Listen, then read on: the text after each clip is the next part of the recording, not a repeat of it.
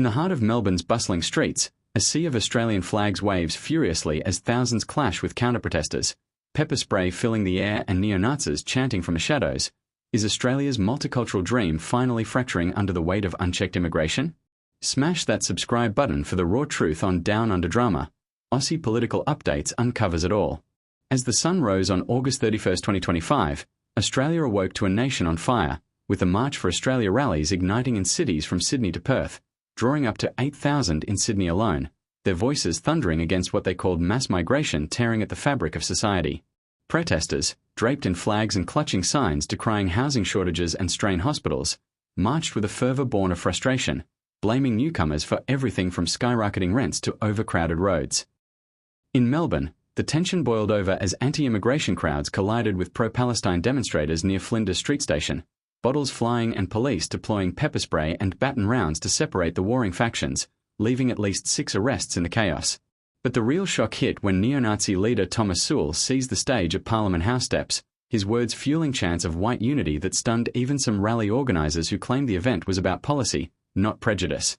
Far-right figures like Pauline Hanson and Bob Katter lent their presence, with Hanson railing against the major parties for ramping up arrivals, while Katter quoted revolutionary ideals to a cheering Townsville crowd. Yet, as the day unfolded, a darker undercurrent emerged. Flyers singling out Indian migrants for the post-2020 influx, despite data showing net overseas migration down 37% from its peak, experts like demographer Liz Allen pointing to misinformation as the spark, not facts. Counter-protesters, waving diverse flags and signs proclaiming immigrants as Australia's backbone, formed human barriers, their defiance highlighting the nation's immigrant heritage. 97.6% of South Australians trace roots overseas. In Adelaide, a scuffle erupted when a National Socialist Network member hijacked the microphone, forcing police intervention and ending the rally prematurely, while in Brisbane, heated exchanges echoed the national divide. The storytelling deepened with revelations of white nationalist organisers like Hugo Lennon promoting remigration conspiracies online, turning what started as economic gripes into a battleground for extremism. As evening fell, a group of 50 black-clad men, linked to Sewell's network, stormed the Indigenous Camp Sovereignty in Melbourne's King's Domain, injuring 4 women with pipes and branches in an unprovoked attack on a sacred site, prompting calls for hate crime probes from Senator Lodia Thorpe. This wasn't just protest, it was a powder keg, with Prime Minister Albanese condemning the hate as UN Australian. Yet questions lingered. How did fringe voices hijack mainstream fears, and what explosive fallout awaits as investigations into the violence unfold? Here at Aussie Political Updates, we bridge the globe with Aussie eyes. Tune in for more unvarnished takes.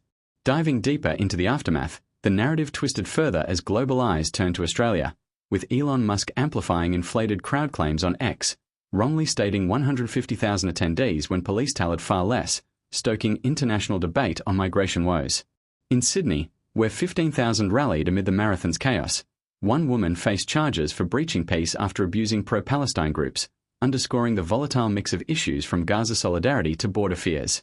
Experts like Professor Daniel Gazelbash urged a fact-sandwich approach to counter myths, noting house prices soared even during COVID's migration low, debunking scapegoating of arrivals for economic ills.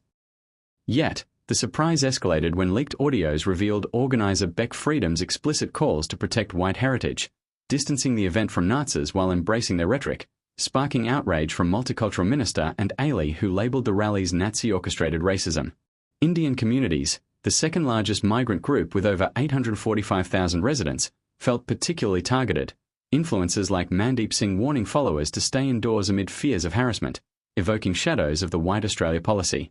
In Perth, 10,000 marched peacefully but with underlying tension from counter-protesters yelling Nazi scum, while Canberra saw Hanson lead hundreds across Lake Burley-Griffin, her presence amplifying One Nation's anti-immigration stance. The government's response crystallised with steady permanent visa caps at 185,000 for 2025 to 26, prioritising skilled workers amid the backlash, but critics like former immigration official Abul Rizvi decried opacity in data as fuel for the fire. Compelling tales from migrants like nurse Collie Jiang, who felt overwhelmed by the vitriol despite contributing as any Australian, painted a picture of hurt rippling through diverse suburbs. As arrests mounted, 12 in Melbourne alone for assaults and riots, and neo-Nazis like Sewell faced charges for the Camp Sovereignty assault, the plot thickened. Was this a coordinated far-right push, borrowing from global populism, or genuine citizen outcry? Polls showed 53% viewing migration as too high, up from last year, signaling a shift, yet analysts warned of vigilante risks and social cohesion threats.